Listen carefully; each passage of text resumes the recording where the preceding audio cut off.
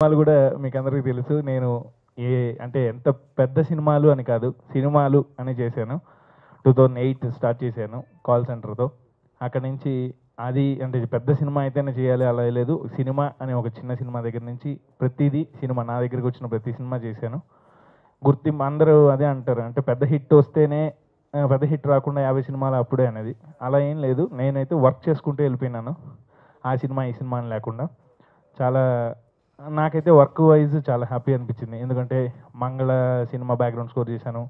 'జెండాపై కపిర' చాలా సినిమాలకు బ్యాక్‌గ్రౌండ్ స్కోర్లు చేశాను. ఈ 50లో 15 సినిమాల దాకా బ్యాక్‌గ్రౌండ్ స్కోర్లు ఉంటాయి. ఒక 5 సినిమాలు 6 సినిమాల దాకా కన్నడ సినిమాలు చేశాను. అండ్ మిగతా 25-30 తెలుగు సినిమాలు చేశానండి. చిన్న ఈ సినిమా, ఆ సినిమా అని లేదు. నా దగ్గరికి వచ్చింది నేను చేశాను. ఒక సినిమా హిట్ అయితేనే ఇంకో సినిమాలు వస్తాయి ఈ రోజుల్లో. అలాంటిది నాకు నేను బాగా వర్క్ చేశాను. ఈ సినిమాకి సాయి వర్క్ చేశాడు బాగా అని అలా నమ్మి నాకు 50 సినిమాలు నన్ను కంప్లీట్ చేసిన ఫస్ట్ ఆఫ్ ఆల్ నాకు ఫస్ట్ అవకాశం ఇచ్చిన నా డైరెక్టర్స్, నా ప్రొడ్యూసర్స్ అందరికీ థ్యాంక్స్ అండి. ఎందుకంటే వాళ్ళ వల్లే ఈరోజు నేను ఈ 50ని స్పీడ్‌గా పూర్తి చేయగలిగాను. 'పైసా', 'రౌడీ', 'ప్రతినిధి', 'అసుర', జేమ్స్ బాండ్ రీసెంట్గా అంటే లాస్ట్ ఇయర్గా కొంచెం మినిమంగా బయటకు వచ్చేసిన మూవీస్. అండ్ 'పటాసు', 'రాజుగారి గది' అండ్ 'జెండాపై కపిరాజు' ఒకటి. ఇలా అన్ని వరుసగా ఇప్పుడు జరుగుతున్న ఈ ఇయర్ రిలీజ్ అయిన 'terror' and next 'run' and 'తుంటరి', 'ఈడో రకం ఆడో రకం' అండ్ ఇప్పుడు రాజు చేవేస్తే 'సుప్రీం' అండ్ నెక్స్ట్ అప్పట్లో ఒకడు ఉండేవాడు అని ఒక సినిమా ఉంది. వరుసగా జరుగుతున్నాయి. ప్రతి సినిమా ఇష్టంగానే చేశాను. ఎందుకంటే బాగా ఇష్టం అంటే ఎక్కువ వర్క్ వైజ్ ఇంట్రెస్ట్గా ఎక్కువ అంటే బాగా సంతోషంగా అనిపించింది పెద్దవాళ్ళు వచ్చినప్పుడు. పెద్దవాళ్ళు మీన్స్ ఇప్పుడు 'పైసా' కృష్ణవంశీ గారు. కృష్ణవంశీ గారితో చేయాలని ప్రతి ఒక్కరికి ఉంటుంది. ఆ అవకాశం నాకు చాలా ఎర్లీగా వచ్చింది అనుకుంటాను. అది అండ్ రామ్ గోపాల్ వర్మ గారితో 'రౌడీ' సినిమా ఇలాంటి అంటే లెజెండరీ డైరెక్టర్స్ వాళ్ళతో వర్క్ చేయడం అనేది చాలా హ్యాపీ అనిపించింది.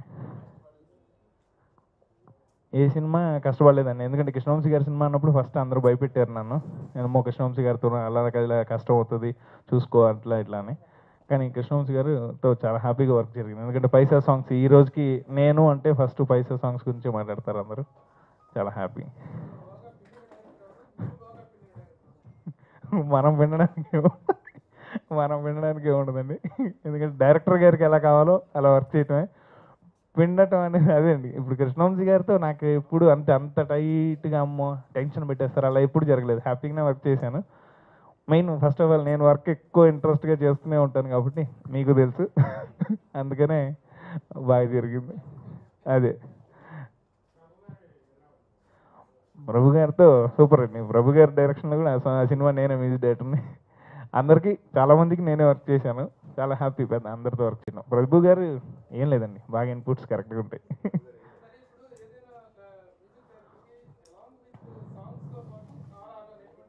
యాహ్! యాహ్!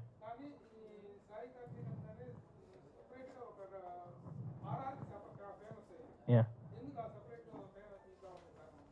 ఆర్ఆర్ ఏం లేదండి. ఇప్పుడు నా సినిమాలు బయటికి బ్యాక్‌గ్రౌండ్ స్కోర్ వెళ్ళినవి ఇప్పటిదాకా లేదు.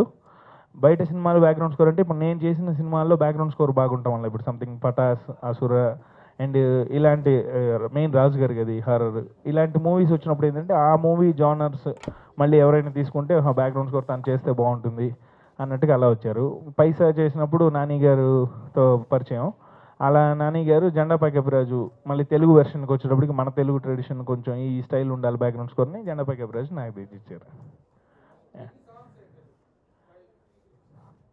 ఈ ఫిల్మ్స్‌లో ఓ 250 సాంగ్స్ దాకా చేశాను. 253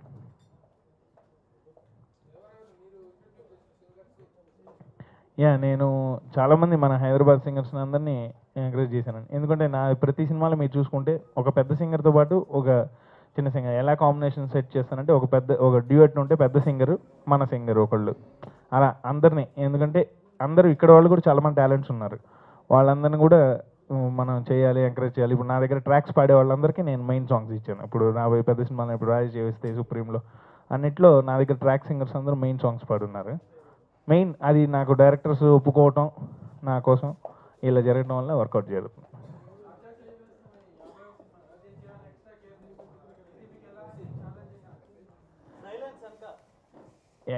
50 సినిమా 50 సినిమా అనేది మేము కౌంట్ చేసుకుంటే లాస్ట్ తెలిసిందండి, ఎందుకంటే అప్పటికే వర్క్ అయిపోయింది. అలా స్పెషల్ కేర్ ఏం లేదు, ఆ సినిమాకి ఎలా వర్క్ చేయాలి, పెద్ద బ్యానర్స్, అందులో వాళ్ళు పెట్టే క్వాలిటీ కానండి, దానికి తగ్గట్టుగా ఆ సినిమా బాగా హైప్లో వర్క్ చేశామండి. రాజా చేస్తే బ్యాక్గ్రౌండ్ స్కోర్ కొంచెం డిఫరెంట్ బ్యాక్గ్రౌండ్ స్కోర్ అండి, కొంచెం అంటే మళ్ళీ కొంచెం పాత రాజా గారి స్టైలు అలా అనుకొని వర్కౌట్ చేసాం. దాంట్లో ఒక సాంగ్ కూడా చూడరా చూడరా అని పిల్లల సాంగ్ కూడా చేసాం, అది కూడా చాలా మంచి రెస్పాన్స్, ఆ సాంగే మంచి హైలైట్ అయింది. కొంచెం ఆర్కెస్ట్రేషన్ కొంచెం ఓల్డ్ 80s అలాంటి ఆర్కెస్ట్రేషన్ పెట్టి చేశాను. బ్యాక్గ్రౌండ్ స్కోర్ అయితే full length out and out కమర్షియల్గా ఉంటుందండి బ్యాక్గ్రౌండ్ స్కోర్. యా కాంట్రాక్ట్ అని ఏం లేదండి, నారాయణవతి గారితో actually first cinema Shankara start అయింది, దాని తర్వాత ప్రతినిధి కంటిన్యూషన్, అంటే తనకి నా వర్క్ ఆయనకి నాకు సింక్ అవటం, ఆ లెక్కలో కంటిన్యూషన్లో ఆయన మూవీస్ అన్నిటికీ నేను చేస్తూ వచ్చాను.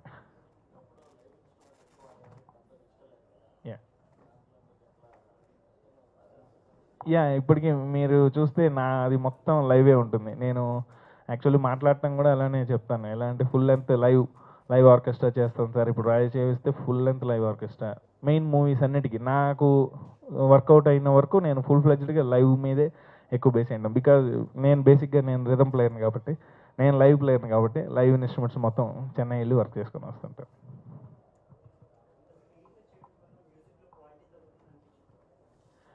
స్పీడ్గా అంటే నాకెప్పుడు అంటే ఆ స్పీడ్ ఎప్పుడు లేదండి, ఆ సినిమాకి ఎంత వరకు వర్కౌట్ చేయాలో అంతవరకు కరెక్ట్గానే వర్కౌట్ చేశాను. ఎందుకంటే స్పీడ్ వల్ల హడావుడిగా చేసేయటం అలా ఎప్పుడు లేదు, అలా చేస్తే మళ్ళీ మనకి నెక్స్ట్ మూవీ రాదు. అది కన్ఫామ్ ఉంటుందండి, ఎప్పుడైనా డేట్ రిలీజ్ అనౌన్స్ అయిపోయినప్పుడు మనం ఇంకా హడావుడి అయిపోతుంది, ఎందుకంటే ఆ హడావుడి తగ్గట్టు ఇంకేం లేదు. అంటే మీరు అడిగినట్టు ఒక 100లో కనీసం ఒక 2% అని క్వాలిటీ తగ్గుతుంది ఆ హడావుడి వల్ల. టైంని బట్టండి, ఇప్పుడున్న హడావుడికి నైట్లు కూడా చేస్తాం.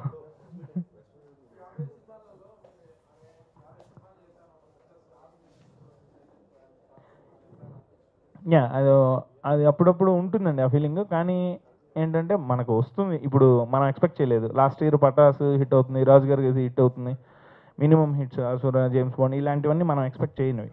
ఇప్పుడు ఈ సినిమా చిన్న సినిమా నేను చేయలేను అని అలాంటిది ఏం లేదండి, నాకు మంచిగా అనిపించింది, నాకు పర్లేదు చెయ్యొచ్చు అనిపించిన ప్రతి సినిమా చేసుకుంటూ వెళ్తున్నాను. వస్తుంది ఒక పెద్ద సినిమా కోసం waiting.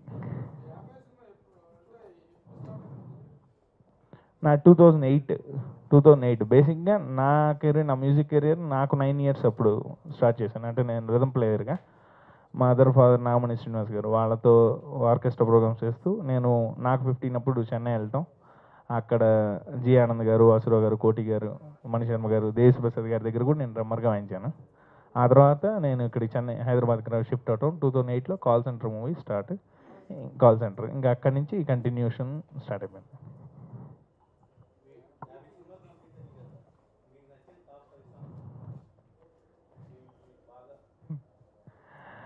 Top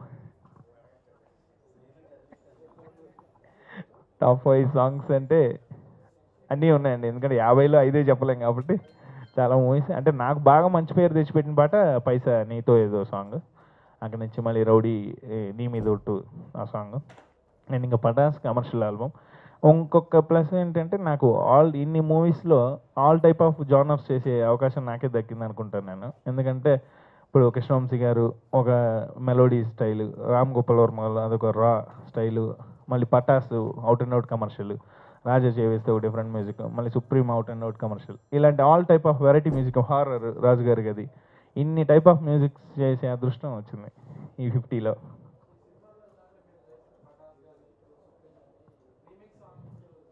yeah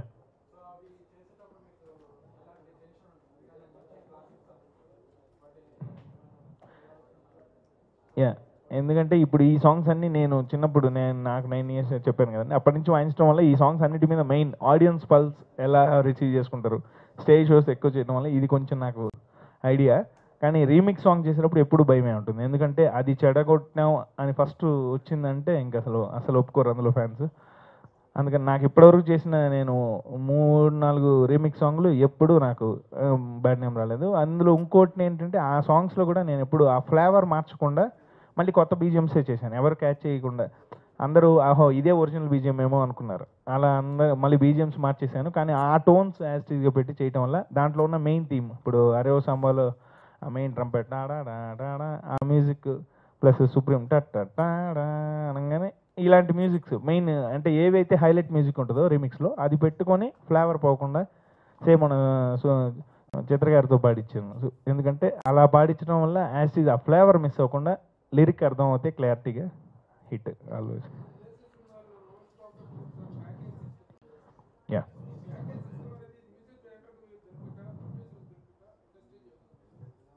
package systems అనేది అది బడ్జెట్ను వైజ్ బట్టి వెళ్తున్నారు సార్. ఎందుకంటే కొంతమంది బాగా ప్యాషన్ ఉన్నవాళ్ళు వాళ్ళు పెట్టేస్తున్నారు పెద్ద బ్యానర్స్, వాళ్ళు ఎవరన్నా కాదు ఏదన్నా నేను చేశాక వాళ్ళకి విపరీతంగా నచ్చేసి ఓకే దీన్ని ఇంకా క్వాలిటీ పెంచితే బాగుంటుంది అన్నప్పుడు వాళ్ళు రివీల్ అయిపోతున్నారు, అంటే పెంచుతున్నారు. లేదు అనుకుంటే ఇప్పుడు టోటల్గా అందరూ ప్యాకేజెస్లోనే వెళ్ళిపోతున్నారు. అది ఏంటంటే ఒక బడ్జెట్ లిమిట్ ఉంటుంది, లేదంటే దీనికి నో ప్రాబ్లం దానికి తగ్గట్టుగానే మాట్లాడుకొని వర్క్ చేయటం. దానికి తగ్గట్టుగా అంటే ఒకసారి ఫస్ట్ కథ విన్నప్పుడే మనకి ఈ సబ్జెక్ట్ ఎంత అవుతుంది అనేది మనకు ఒక ఎస్టిమేషను. ఆ ఎస్టిమేషన్కి ప్లస్ సింగర్స్ అడిషనల్ యాడింగ్ అయినప్పుడు అది ప్రొడ్యూసర్ గారు చూసుకుంటున్నారు. వైలెన్స్ కావాలంటే మనం అక్కడికి వెళ్ళాల్సిందే మస్ట్గా. ఇప్పుడు పెద్ద సినిమాలన్నీ ఇప్పుడు రాజే చేసేకి వాడాను 40 వైలెన్స్ వాడాను, 40 మెంబర్స్ ఇక్కడ లేరు వైలెన్స్, మస్ట్గా మనం అక్కడికి వెళ్ళాల్సిందే. ట్రంపెట్స్ ఇప్పుడు ఇక్కడ ఉంటున్నారు, ఇక్కడ అక్కడ షిఫ్ట్ అవుతున్నారు వాళ్ళే ప్లేయర్సే. అందుకని ఏంటంటే ఇంకా ఆ షఫిల్ అయితే ఉంది. ఇంకా ఇక్కడ పర్మనెంట్గా అంటూ మ్యాక్సిమం ఉన్న వరకు మేము అన్నీ ఇక్కడే యూస్ చేస్తున్నాం. ఇప్పుడు వైలెన్ సోలో వైలెన్స్ కానీ ఫ్లూట్ కానీ కోరస్ కానీ మొత్తం ఇక్కడే ఉన్నారు. మెయిన్ ఒక సెక్షన్ కావాలంటే అది చెన్నై గ్రూప్. సింగర్స్ అందరు ఇక్కడే, ఇప్పుడు కోరస్ సింగర్స్లు మొత్తం ఆల్ బ్యాచ్ని ఇక్కడ వాళ్ళని వాడుతున్నాం. మెయిన్ సింగర్స్ ఇంకా ఏదైనా చెప్పాను కదా, నా సింగర్స్ని ఒకరిని ప్లస్ పెద్ద సింగర్స్ని ఒకరిని అలా స్ప్లిట్ చేస్తున్నాం. లేదండి ఇంకా, ఎందుకంటే మనకంటే సింగర్స్ బాగా పాడతారు కాబట్టి వాళ్ళతోనే పాడిస్తున్నాను, రాయటం అసలు రాదు.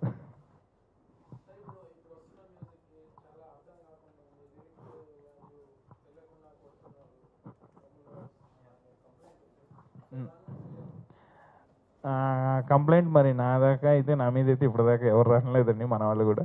ఎందుకంటే నేను మెయిన్ లిరిక్ వినపడాలి, main voice first song means నేను లిరిక్ వేస్టేజ్ చేస్తాను.